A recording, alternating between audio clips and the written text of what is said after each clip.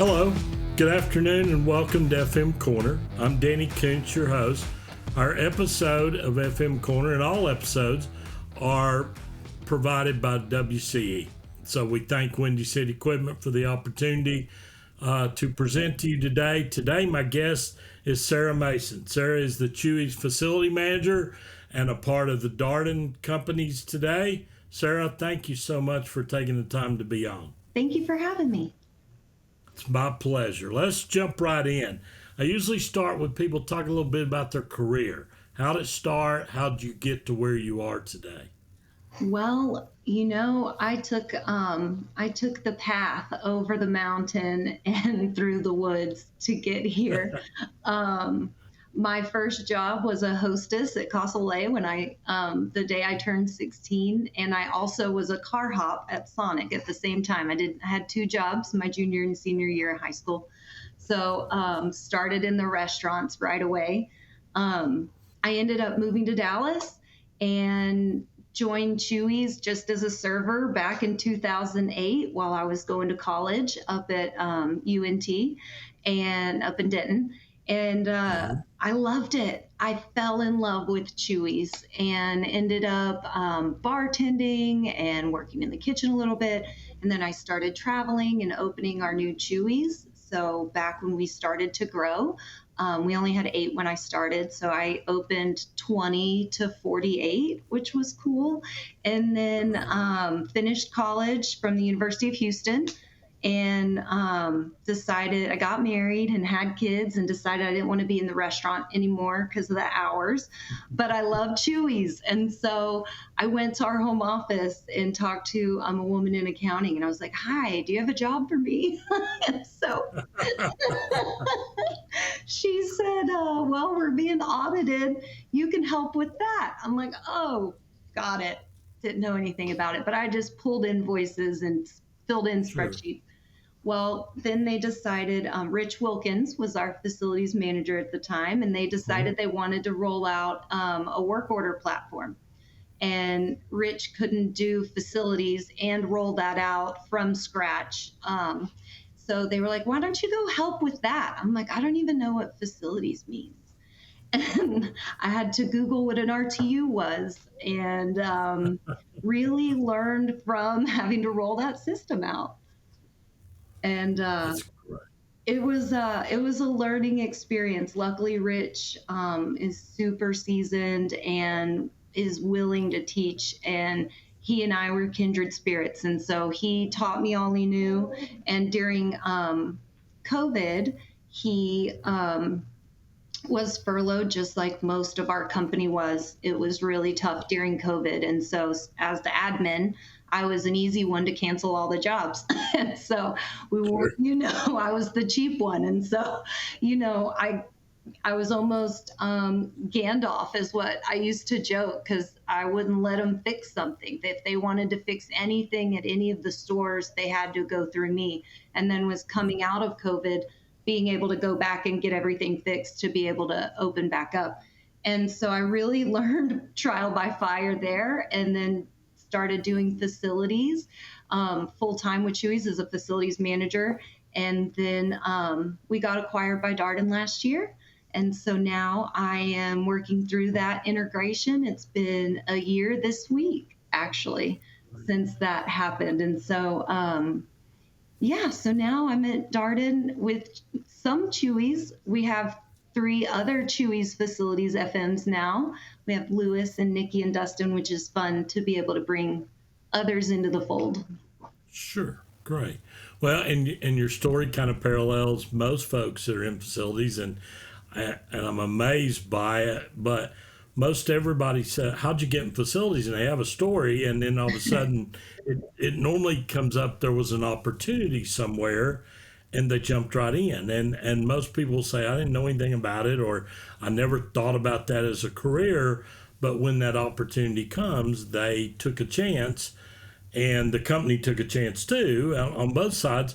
But then their drive and their commitment, or as you spoke about too, love of the company. Mm-hmm. That was the same thing I did at Ruby's. They had 8, and I was working in the warehouse after college, and they said, "Do you want to be the purchasing guy. Yeah, why not?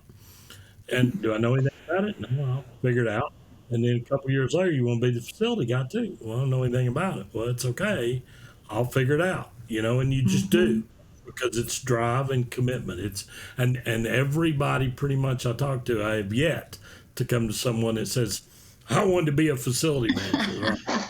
Most people have said what you said. I didn't know what that meant. No, and I think it's because I love to learn and I love people. And so I learn something every day and I deal with Sure. people all the time. Sometimes, most of the time, not in a great way when they first call, but it ends up good. And I end up being able to help people and when they're all stressed out, and be able to give them a path. So. That's great. That's great. What's your favorite part of the job and what's your most taxing part of the job? I think my favorite part of the job is being able to solve a really complicated problem that some of our stores have dealt with for a long time. Round Rock comes to mind. It's our busiest Chuy's by over $1 million a year ahead of everybody else. I mean, it's just hands down the busiest Chuy's, and it was 80, 90 degrees in the kitchen every summer and they were just pumping out food, and we can't close to retrofit it, they're making all the money. So we finally figured it out and ran ductwork up the back of the building and we made it happen. And knowing that I have not heard from them last summer and so far this summer makes me really happy that I was able to take care of that kitchen staff that's putting out that much food. It Sure. really, that's my favorite thing, is being able to make a difference for ops. Sure. What's your most taxing? Ugh, trying to keep a smile when you get really dumb questions. Like, I know I still need to answer it, but some questions we get, I'm just like, oh my gosh, it's hard to keep a smile sometimes when you get those. Sometimes you have to do it with a juck. I can remember one time at Rude Tuesday, I go to a person's store and I traveled all the time. I went to all the restaurants because that was, for me, it was the easiest place to teach. If I can stand in front of something and show you Yes. it's wrong and what you need to do, and I always wanted to go in the hot water heater room, mechanical room, because I wanted to see, one, is it clean? Two, do you have a bunch of trash in there and stuff, And so I asked this guy, I said, "Can you take me to your mechanical room?" And he looked me dead in the eye, as serious as could be, and said, "We don't have one." I'm like, and, and I wanted to really say something. I'm not. No, I'm not going to. So my comment was, "Did somebody steal it?" And he said, "No, I don't have one." I said, "Follow me." And we walked out the door and walked around the corner, and we go to the door. And there's a mechanical room door, and there's a huge pocket knife, not a pocket knife, kitchen knife, huge one stuck in there. And I said, "Let me guess, that's your lock system? You use this knife to lock the door?" I said, "Let me pull this knife back. Watch this."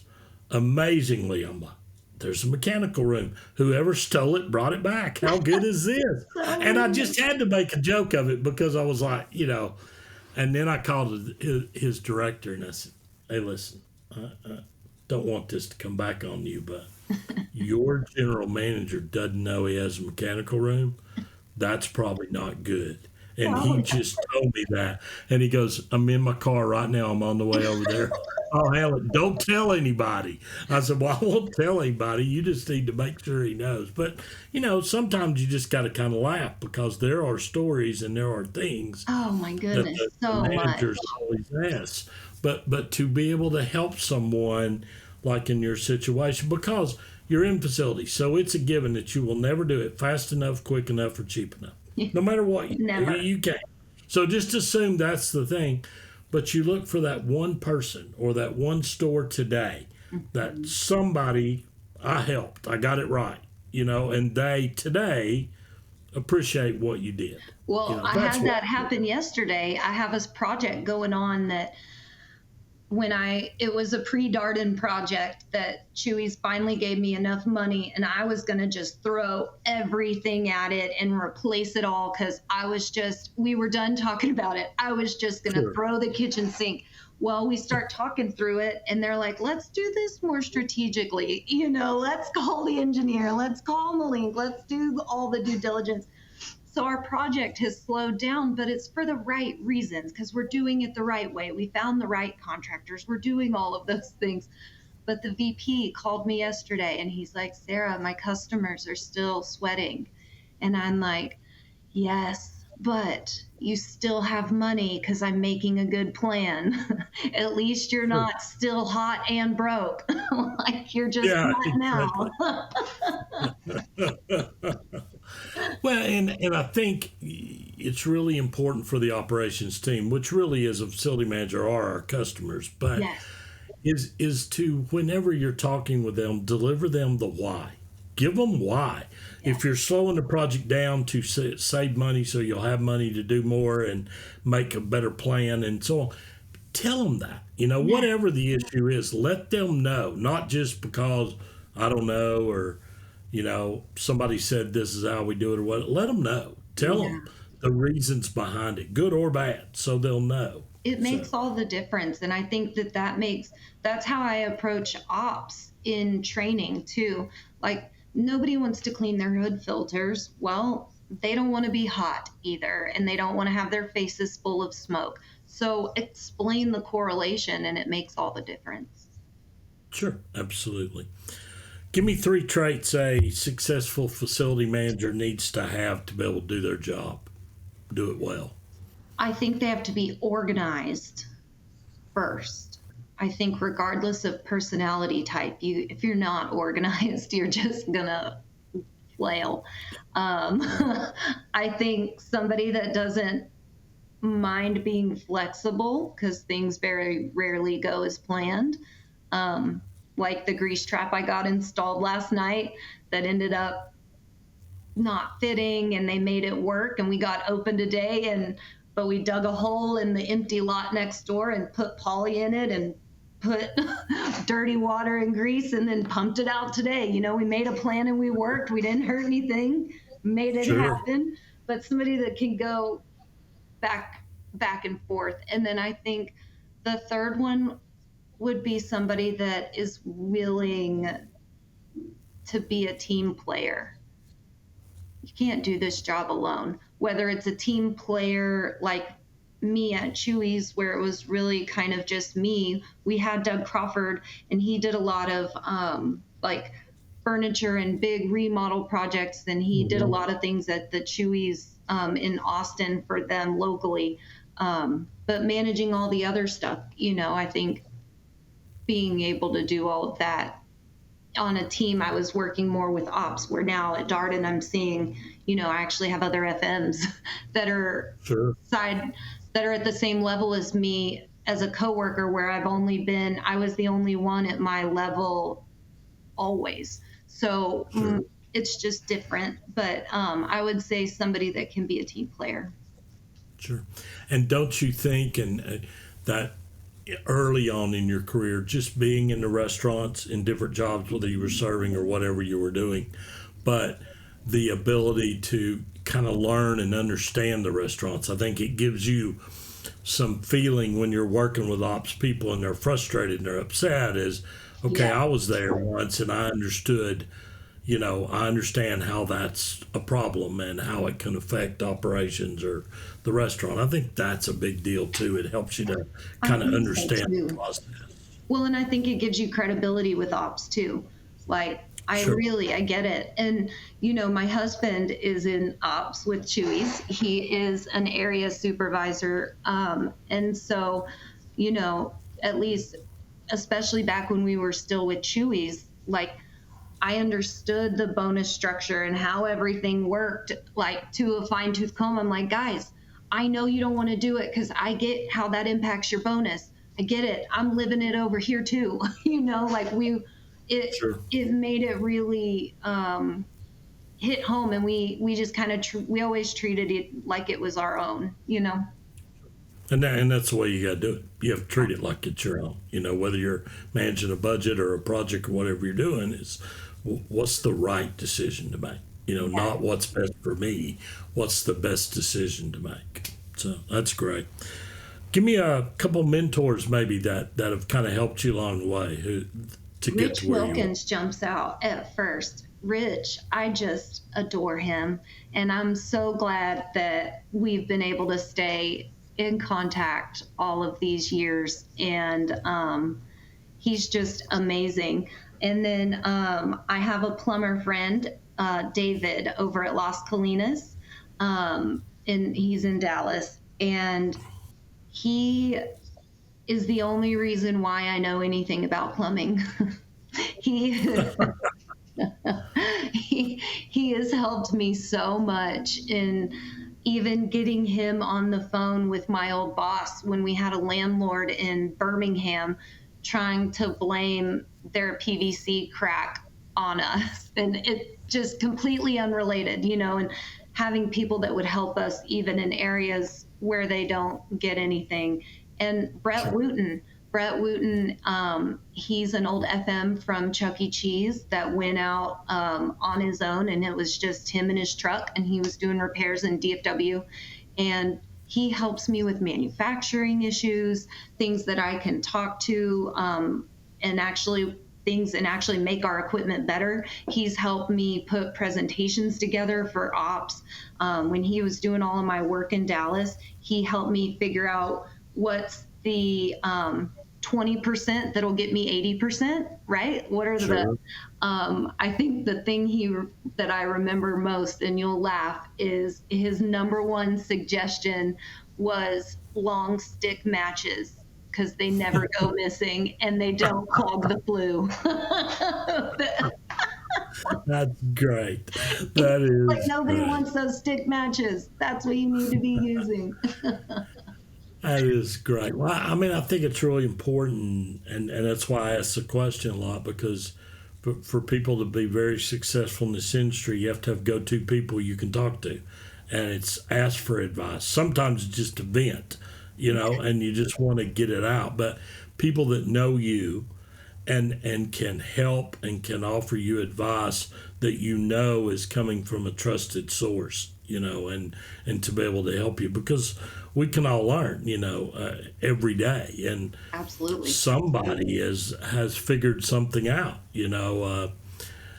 Many times I've said I don't Google a lot of stuff myself to look it up. When I was still in facilities, my Google was all the people in the Richmond that I knew, so Oh, I just called same. them. Same. Okay, well, if I got this problem, let me think for a minute. Okay, Chili's probably got the same problem. All right, I'll call so and so at Chili's and I'll say, hey, you got this problem? You ever Yeah. had it? Yeah.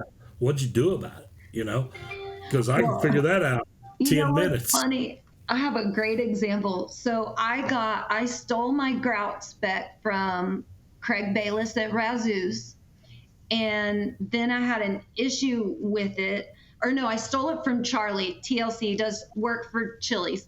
And then Right. I was having an issue with it, and Charlie's like, I don't have issues when we do it, but I was having a different contractor do it. And I found out Razzoos use the same contractor and spec. And so I was able to call and be like, hey, how come I'm having problems? And we were able to work through it. I'm like, you have the same contractor. What's the difference? Sure. So Rithma really makes those connections. I would have fallen on my face, and I still would if I didn't have people that help me. That was kind of my next question. How has RIFMA helped you during your career? What value is it Man, bring? it was overwhelming. I would say the first 4 years, I stood in the background. I went to everything and I was there, but it was a lot because I felt like, oh my gosh, I'm this bartender from Chuy's. And I remember, it's funny now that we're on a team together. I feel so privileged, but I remember seeing Noel Faya and Nikki Sure. Hill presenting back at some of those RIFMA events back in 2018 and 19. And I just remember thinking like, oh, I want to be just like them I want to be that confident and I want to learn that. And I want to do that one day. And now being on the board and getting to do all of these things, it's just really cool and now I get to work with them side by side and continue to learn. And I just think RIFMA has taught me so much. And I don't know that I would have gotten involved as much as I had if Jennifer Smith hadn't have grabbed my hand and was like, do you want to do more? And I was like, yes, I don't know how. And she's like, let me show you. And she helped me get involved and kind of gave me a path, and I just took it and ran. And so I definitely wouldn't be here today if it weren't for RIFMA, especially with the Darden acquisition. I Sure. knew a lot of them, and that took a lot of the scariness away. Being at the same company for 16 years, I don't even have a resume, you know. I mean, it was terrifying, you know. So RIFMA made it all a lot easier to swallow. Sure. I can remember telling my president at Ruby Tuesday when I joined the board, and I was absolutely scared to death. Jack McNerney was in charge of the board, who to me is the best facility person there's ever been. And I was in that room. I'm the dumbest guy in this room. I'm not saying a word. And I hope they don't call on me and ask me anything, because I'm not going to know the answer, you know. But I learned. And then when the president one day at Ruby said, what's the best part of being a board member? I said, well, it's going to the conference a couple days ahead of the conference and going to the board meeting. And the actually part, it's not the board meeting. It's sitting at the bar at night and talking to everybody else that's on the board, because if you'll sit there long enough and listen, you're going to learn things about your job that you didn't know. And what you're really going to find out is everybody has the same problems you have. You're not the only one out there that's having problems. Everybody's got them.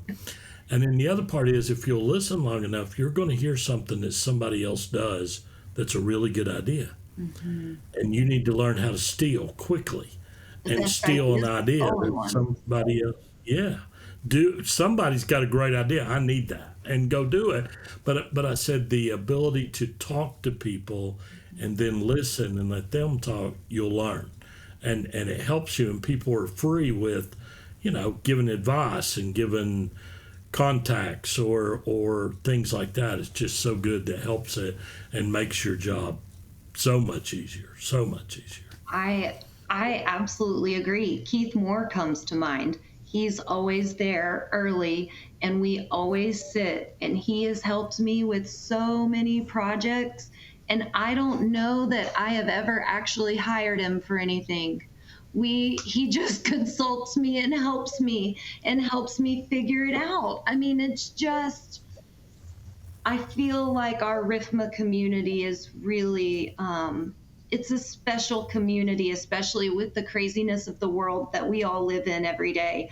It's pretty special that we can all come together and help each other when we're all in the same industry, you know? Sure. Absolutely. Keith's a great friend, been a very, very good friend for a long period of time. You spoke of Noel, I've known for a while. She was on the board after me. And then Nikki, I've known for a long time. She got the MVP award 2 years or 3 years after I got mine. So it's just been a couple years ago when she got it. And I don't loved know it. how she does what she does every day. She blows me away on a daily basis, because we're on a lot of emails together, and I'm just like, man, you're so good. That is great. Talk about a change that happens when your company is acquired. I am familiar with this. I've been on both sides of it, being bought and being on the other side of being the buyer. And I know it involves a lot. And a lot of facility people more and more these days are starting to feel the effects of that. And you're just a month into it. What? Talk about that a little bit. So it's been something. So the Chuy's facilities manager, facilities director department, that whole role was completely different than how Darden is structured. I feel like Chuy's, we were lean and mean. We were generalists. We all were in each other's business. There was no, I remember when we got bought, they sent us like 120 something document request. It was the first one that came over. And one of them was roles and responsibilities list. And we're like, we don't even have that. Like, so I mean, it was very much, everybody's job was everybody's job. You just took care of ops. That's the end of the day. That's what it was. So I feel like coming into Darden, everybody has a lane, and I'm trying to figure out my lane. And then also, how do you get things done that aren't in your lane? And so that, I think, has been my personal biggest struggle, is just because I'm so used to being efficient, because I knew Chuy's like the back of my hand. Been there 16 years. I started as a server. I knew it all. And now I feel like I'm the blind leading the blind over here. Like, I had a supervisor message me earlier, and she's like, how do I get help with Coke? And I was like, I don't know. I said, oh, you need to text Lewis. And she just wrote back, okay. And I realized that probably came across like I don't want to help, but I just don't know the answer. And so I wrote her back. I'm like, I just don't know. I mean, we're learning too. Sure. So I think it's just, it's exciting. It's different. I thought Chuy's, we have our 3 rules and the 5 philosophies is what part of our culture. And one of our philosophies is we have the friendliest employees in the world. And I have to say, I think Darden might have the friendlierest employees in the world. I have not met a rude person yet. They are all welcoming and helpful and supportive. I feel like I'm getting hit with a fire hose, but I have a million people helping me stand up, being able to be okay. And I appreciate that, because I didn't anticipate it to be that way. I kind of thought it'd be S. Mason employee number, whatever it is. I didn't anticipate feeling like a person still, I guess. Sure. I think the way that you presented that and kind of what happens is typical. A lot of companies that are being bought usually are lean and mean, and everybody's all in, and there are no guidelines or no rules. You just go. Always. And then, but you have something good that somebody else wants, whether that's culture, product, whatever, a little of both. Mm-hmm. And then someone buys you, and then there is a regression to the mean, if you will, of there are rules, there is stay in your lane, there is communication is done a certain way, or whatever that may be, and that happens. And then out of that, over time, kind of comes a blend, And I think the thing I would always say to anybody that gets bought, you're going to hear a lot of here's how it's going to be. At the end of the day, it's typically not like that. Some things are. Some things are exactly as they say they're going to be. Some things aren't, and they will change, and they will change for the good, or sometimes they may change to the other side, but they will change. But you got bought for a reason. It's because you have a really good product, or you have really great people, or both. Mm-hmm. And the success is trying to blend that into a bigger company that has a bunch of things set in place and been very successful for a very long time.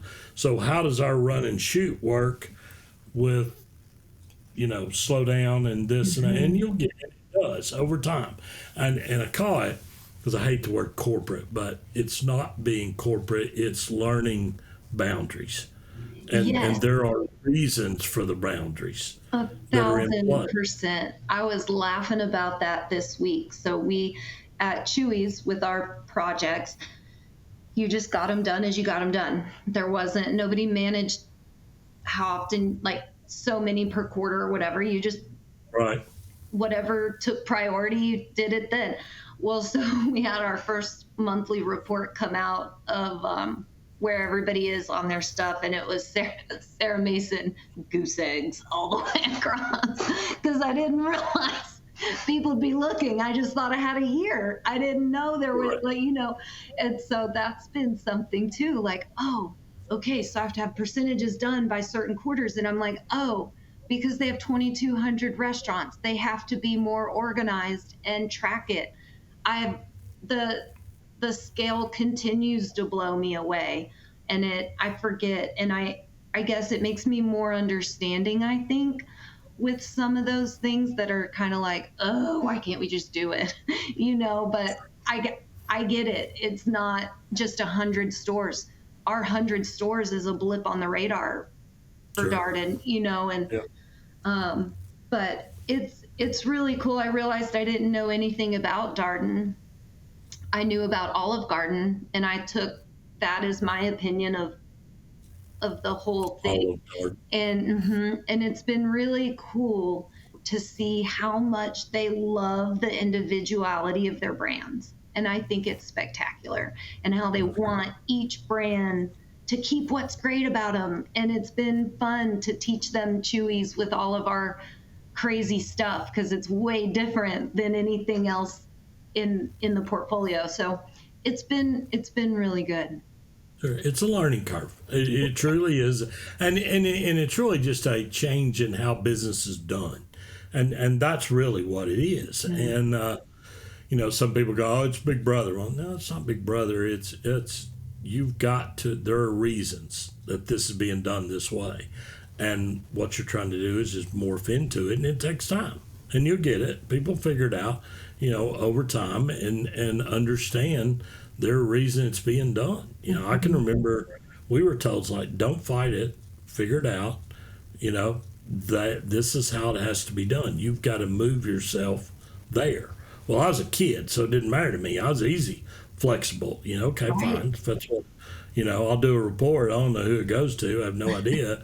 But if you want a report, I'll do one. And you figure it out over time, and then you learn the again, lack of a better term, but the corporate side and how all that works. And why is a lady from accounting calling me about this? Okay, well, now I got it. Now I understand it.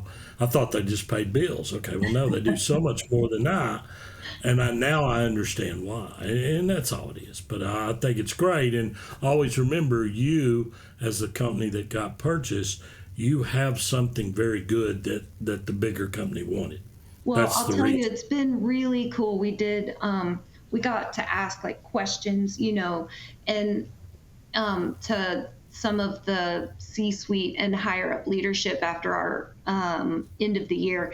And it was just cool to get to hear. One of the questions was, what are things that you like about Chewy's that you think other brands could learn from, and it Yeah, was just cool to think like, oh, they like us, sure, sure. Yeah. so it's been pretty cool. You're typically not going to buy a company that's not going to help make you better. You're just Right. not. Well, and Sometimes that happens. I expected to come in and on the facility side, and them be, because I managed all of our national accounts, all the local stuff too, and I was so scared that they were going to come in and just wipe my vendors and put theirs in, because we have different national Sure. accounts, and I knew that coming in, and I was just, man, I love my vendors, and I was worried about that. And they explored my vendors and discovered they love them too, and have kept them and are giving them opportunities in other brands, which is so cool. I did not, Sure. like, we're going to be able to learn from each other, which I've I think is really neat. And I think that's what makes our department so good, is we all have different strengths. And I had an HVAC issue, and they were like, you got to call so and so at Olive Garden, he can help with that. And then I said something about electrical, they're like, you got to call so and so over at Roost Chris, he can help. Like, they really do pull on each other's strengths. Yeah. Because you're trying to get the best of the best. That's Yeah. exactly what you're trying to do. There you go. Give me something that early in your career you were not strong at, not very good, and you've worked on it really hard, and you've moved the needle. May not be the best in the world at it, but a lot better than you were. What? Just give me one thing. I went from Googling what an RTU meant to helping design the new restaurants. That's awesome. That would Awesome. I really love air balance reports and mechanical plans. I love them, and digging in and figuring it out. And I think because I found it interesting, and Rich helped me understand restaurant airflow and air balance. I would say that would be the one for sure. That's great. Most people, like older people like me, I go, "Man, I'm not reading all that. Does it work?" Okay. Give it to one of the folks that works on team. They care. Does it work? I'm trying to big picture, Yeah, see, I like all But the data. I love all the data and yes, all that minuscule stuff. that's awesome.